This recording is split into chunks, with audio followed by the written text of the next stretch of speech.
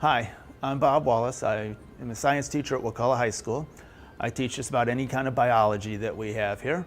And I've been teaching a long time, 30 years.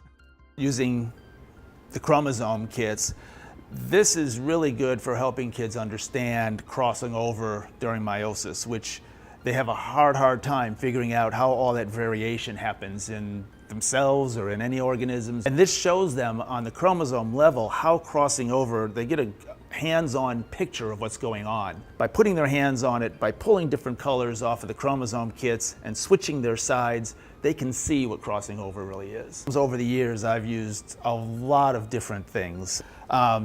I have done drawings on boards, used beads. The beads go bouncing all over the place. You end up losing beads. As I tell them, hey, these are 3D printed, and since that's, they don't get experience with that, that hooks them.